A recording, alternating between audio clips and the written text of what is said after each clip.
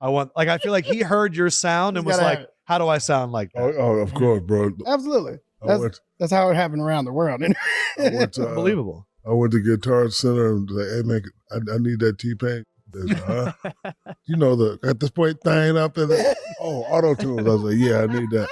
But see, the crazy thing about me is I don't read instructions. So when I plugged it in, it didn't work immediately. You was like, all right, that's it. It's over. Move to the new thing.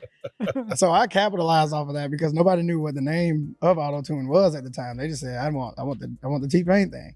So I made a product that basically was a pitch correction software and called it the T-Pain effect because everybody would go into the store and say, give me the T-Pain effect. So they would handle my product instead of auto-tune. So auto-tune didn't like that. It was like Kleenex for tissues. Yeah, you were like Post-it notes. Like you changed the name of it. Yeah, exactly. Like Velcro, you know what I mean? Like, cause what was the first time that you pitch corrected and went, oh, that's interesting? I was looking for it. I did it on purpose. Like I was looking for it. I heard it on a Jennifer Lopez record. And then I was like, but she only did it for like a second on the song. So I was like, I don't know what that was, but I got to find out what that is. I think that was 2003. Probably 2003, but I went through.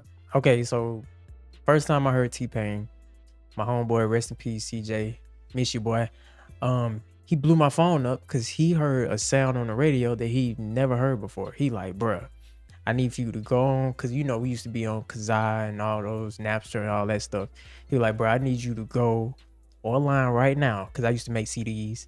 And he would say, I need you to find this song called I'm Sprung, Girl, You Got Me. Of course, we didn't know the name of the song. We didn't even know who it was. But I remember the first time I heard it, and I was just like, what is this? Especially as somebody that make music, I had to get my hands on auto-tune. And of course I did. It was an earlier version of auto-tune. And naturally I was using it completely wrong. But yeah, man, that T-Pain really changed the game when he came out with that auto-tune sound. He really did. Hundreds and hundreds of plugins and every single like preset on every plugin. I wanted to make sure that I found it. And boy, and when it hit, oh, yeah. Did you just play with it like for days? Pause. Did you just like, sorry. Pause, yeah, super pause. when you found the right one, were you like, lock the door, we're making hits? No, I immediately made a song. Immediately, right off the bat. I redid Blackstreet's Creep. Immediately. Yeah. Just said all the most sexual things I could say. It never came out. It was it's too vulgar. So for me, the first time I heard that type of sound was Roger, the Zap Band. That's vocoder. Oh, okay. So Roger uses vocoder, so you got to know how to play keys and sing at the same time. Got it. So that I can't. Because that's what I thought that was. My mouth hand coordination, big pause. Oh, man. Yeah, that's two already. Pause, dog. It's gonna be tough. You got to be able to sing and play the notes that you're singing. When he was doing it, because and sometimes he was singing and letting the keyboard do what it does. Okay, so it's different because I heard him do it, and then I was in the studio with DJ Quick, and he was doing it. So. Yeah. So when you came out, I thought that's what you're doing. So yours is just you got to play keys. Okay, you know got what I'm saying? What they doing? I'm not good at it. So when you first came out with that, was there any resistance? Oh, that's all it was. It was only resistance until somebody cool did it. Who did that? Who made it cool? Snoop. Snoop Dogg. Yep. Snoop did it. Then it was totally fine. Everybody was like, okay, I guess we can listen to it. Isn't that funny, man? Y'all remember that song, Sexual Eruption? That's Snoop all day, because he had like 2 or 3 songs, I want to say, but he put out records using auto-tune, and I want to say it was produced by Red. I might be wrong about that, but I might have to fact check. But yeah. And how like you look at something back and like today, no one would believe that you went through resistance. Yeah. But at the time, I remember that it was nuts. It's incredible. When Death of Autotunes came out, yeah, how'd that make you feel? Sucked at first. It sucked at first.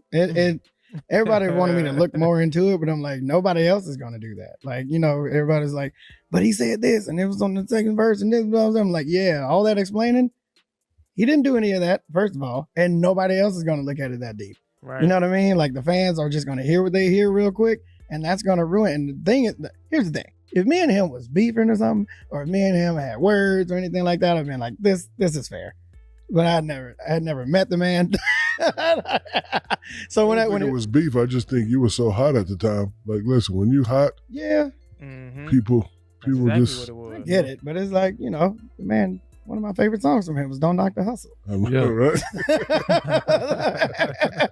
That's really funny. So- Can't knock the hustle. but that was just at first, and then, you know, him and I talked it out, you know, and it was cool. He was like, nah, just, you know, I see people doing what you're doing, boom, boom, boom, and I'm like, yeah, that's cool, but the way you did it, you know, it was a quick thing. It wasn't like a long conversation. Yeah. You know what I mean? Because like people can say what they say or whatever, and they can try to explain it. But if somebody make a song called "Basketball Players with Podcasts," it's whack as hell.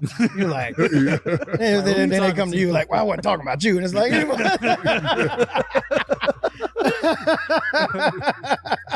Was there ever a moment that you're like, man, I just square that off with Jay-Z real quick? no, No. there was no way. The whole time I was like, No, what I mean, like even afterwards, you were like, that was kind of surreal in itself. no. Yeah. It was like, man, I was. Yeah, that was, I was like one of the most powerful rappers in the whole industry. What the hell am I gonna do? I just got here. So he was Just saying got he here. wasn't talking to you. He was talking to all the other guys. He was talking about rappers. Okay, He was yeah. saying rappers. oh. Yeah, he was saying rappers using it, and Did you feel that though? Because I mean, no. no, but hold on. Let me explain. You did it. You mastered it. Sound good. Everybody else that tried to do it, it just kind of, you know. It didn't have the same flair. He Exactly. also got a weird voice that just so happened to work with it. Right. So it's, you know, I feel him on that, and he was just, you know, he was just saying that rappers need to get back to rap. You know, the rap game is getting watered down while y'all trying to chase hits. I need to just rap. You know what I mean? Same thing that Kendrick is saying now, like respect the point. craft. You know what I mean? Just respect what you're doing, and you'll make as much money as you want to. You don't have to chase smash hits every time. You just respect what you're doing, and you're gonna win every time. So if you were around the scene around the early 2000s, you know, T-Pain hit the scene with I'm Sprung. He completely took over the game. He had everyone like myself recording in my mom's house on my computer, trying to sound like him, because I'm telling y'all, it was just different. And anytime something new come in the game, it's gonna automatically be mimicked by everybody. I mean, look at the Migos. When the Migos came out, everybody was jocking they flow. And, you know, they might not give props to the Migos for that, but the Migos came in the game and did their thing, same way T-Pain did. And, you know, when Jay-Z dropped Death to Auto-Tune, like he said, I think it was more so aimed at the rappers, but I can't see how T-Pain would feel like, yo, man, you talking about me. But at the time, everybody was using it, and they weren't using it right. I mean, I'm gonna give an example, and, you know, don't kill me in the comments, but y'all know the song Ron Browse, the how did it go? I forgot the name of it. Pop Champagne, I think that's how it went. Bruh, none of that song was in key. And that's how I used to use auto-tune back in the day. Like, I used to use it, but I never used to put my vocals in key. So it would just sound crazy when you hitting these riffs. And that's how a lot of people used it.